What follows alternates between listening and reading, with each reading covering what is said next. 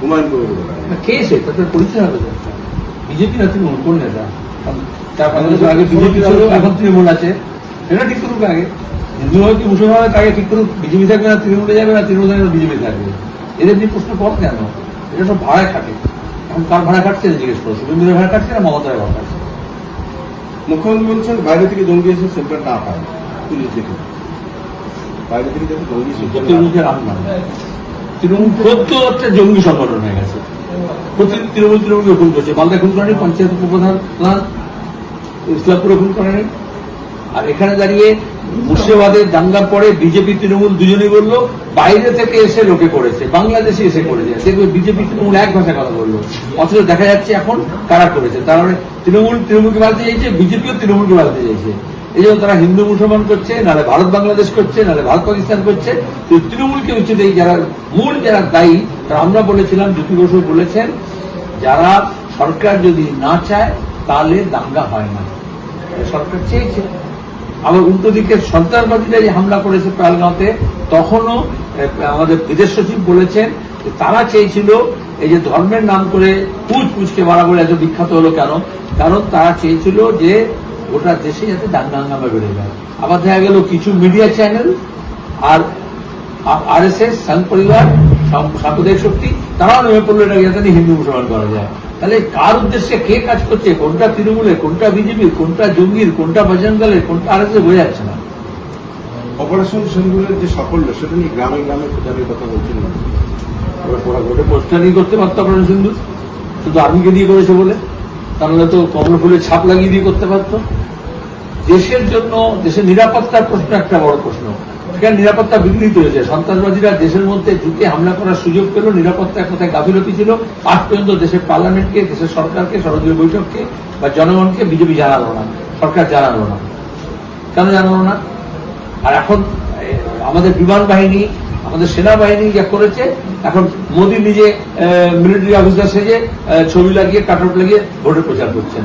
এটা তো একেবারে ঘনিত কাজ। তখনই আমাদের দেশে রাজনীতি, সেনাবাহিনী, দল, সরকার এভাবে যুক্ত করা হয়নি। মুখ্যমন্ত্রী বারবার অনুপ্রবেশের কথা বলছেন, এবং যেটা দেখা যাচ্ছে যে অন্যদিকে দেখা যাচ্ছে পুলিশের ভূমিকা নিয়েও তিনি নিজেই প্রশ্ন তুলছেন। কিন্তু পুলিশের শূন্যপদও প্রচুর রয়েছে, পর্যাপ্ত পুলিশ কি আছে? পুলিশের পক্ষে কি সেই অনুপ্রবেশের কাজ? গোটা দেশের মধ্যে কেন্দ্র বাহিনী, রাজ্য বাহিনীতে সব জায়গায় অসংখ্য শূন্যপদ আছে, নিয়োগ হচ্ছে না। কিন্তু তার মধ্যে সবচেয়ে বেশি শূন্যপদ আমাদের রাজ্যের পুলিশে আছে, সেটা পূরণ করতে হবে। তার বদলে তারা সিভিক পুলিশকে দিয়ে করাতে চাইছে, সিভিক ভলেন্টিয়ারকে দিয়ে করাতে চাইছে। এটা তো হবে না। এই যখন যুদ্ধ হয় তখন সেনাবাহিনী লাগে, তখন কি আর অগ্নিযুদ্ধ হয়? তাহলে এখানে সিভিক মিলিটারি দিয়ে হয়, তাহলে সিভিক পুলিশকে দিয়ে হবে, সিভিক মাস্টার দিয়ে হবে, সিভিক ডাক্তার দিয়ে হবে। তাহলে মূল যে টাকা দিয়ে মাইনে, তার যে বিভিন্ন ছবি তোমাকে অ্যালাউন্সেস, এগুলো না দিয়ে যাতে কম টাকায় কাজ করানো যায়, সরকার সেই প্রচেষ্টা চালাচ্ছে। তাতে দাঁড়িয়ে গুণবত্তার অভাব হচ্ছে।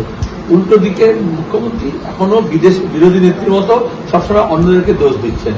আরে বাবা, তুমি মুখ্যমন্ত্রী হয়েছো, এতদিন চালিয়েছো, এবার তুমি কি করলে সেটা জবাব দিতে হবে মানুষের কাছে। দাঙ্গাই হোক, অনুপ্রবেশী হোক, খুনোখুনি হোক, আর পুলিশের দুর্নীতি হোক, পুলিশের অব্যবস্থা হোক, এই জন্য দায়িত্ব নিচ্ছে প্রধানমন্ত্রী, মুখ্যমন্ত্রী। সিভিকের কথা বলবেন, সেই কলকাতা পুলিশের হাতে একজন সিভিক, তার ভুয়া অ্যাকাউন্ট খুলে প্রতারণা চক্রে তাকে গ্রেপ্তার করা হয়েছে।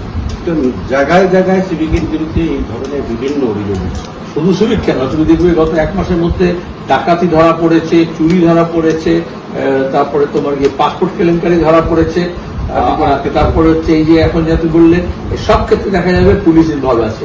তাহলে গোটা পুলিশ প্রশাসনকে মমতা ব্যানার্জি দলীয় স্বার্থে ভোট লুটের কাজে ব্যবহার করতে গিয়ে যা করেছেন, তাদের যে পেশাদারিত্ব সেটা নষ্ট হয়েছে। এখন গোটা দেশে এবং আমাদের রাজ্যে পুরো পুলিশ রিফর্ম করতে হবে। পুলিশকে কিভাবে জনগণের সেবা করতে সেটা নতুন করে শেখাতে হবে। ওভারলোডের ট্রাক যাচ্ছে বিভিন্ন ইয়ের উপর, এবং সেখান থেকে তোলা আদায় হচ্ছে। কারণ ডিজিকে নিয়ে প্রশ্ন তুলছেন খুব মুখ্যমন্ত্রী রাজীব কুমার সিং। মুখ্যমন্ত্রী ডিজিকে কেন প্রশ্ন করবেন? আমাকে তিনি বাঁচিয়েছেন, এবং ওনার তোষামোদেই তো আজকে বিজেপির সরকার ইডি সিবিআই কেউ আর কিছু বললো না, তারা তাকে খুঁজছিল। আর একজন এই প্রথম একজন আইপিএস অফিসারকে দিয়ে একটা আইএস এর পোস্টেও বসিয়ে দিয়েছেন। এটা তো অমিত শাহ সরকারের তার কাছ থেকে, তো দপ্তরের কাছ থেকে তিনি তো গ্রিন সিগন্যাল নিয়েছেন, তাহলে তো এটা করতে পারেন না। আর এখন দাঁড়িয়ে তিনি দোষারোপ করবেন কেন?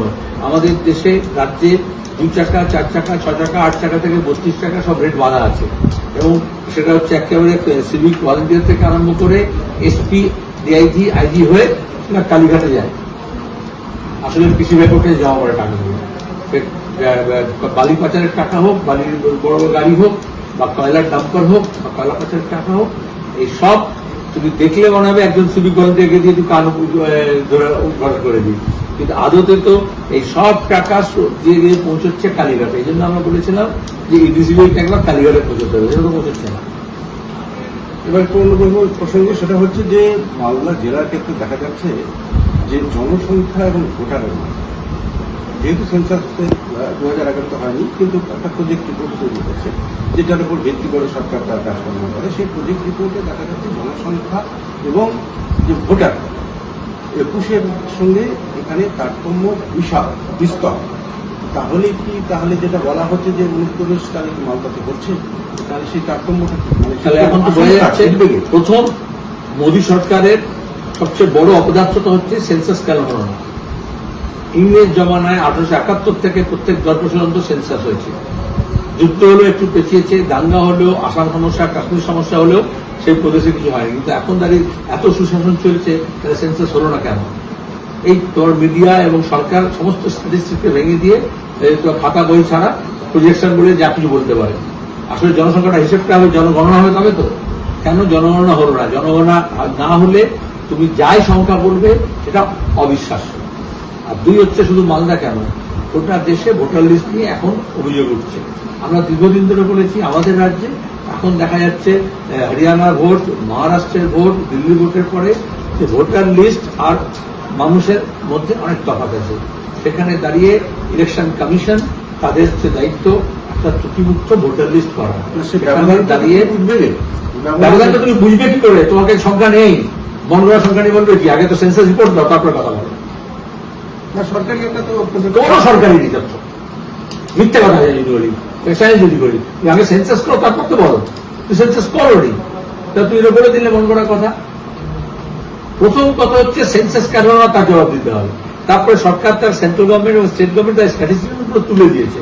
মোদী মমতা রোজ এমন সংখ্যা বলছে যার কোনো মাথা মুন্ডু নেই। আজ পর্যন্ত কোভিডে কত মৃত্যু হলো তার সংখ্যা দিয়েছো, তুমি রয়েছ? এখন সংখ্যা বেরোলো তো। আমাদের রাজ্যে কতজন মারা গেছে তার সংখ্যা দিয়েছে রাজ্য সরকার, কেন্দ্র সরকার? কেন দেয়নি? কোনো সংখ্যা দিচ্ছে না কিছু, আর যাতে দাঁড়িয়ে মিথ্যাচার করতে পারে।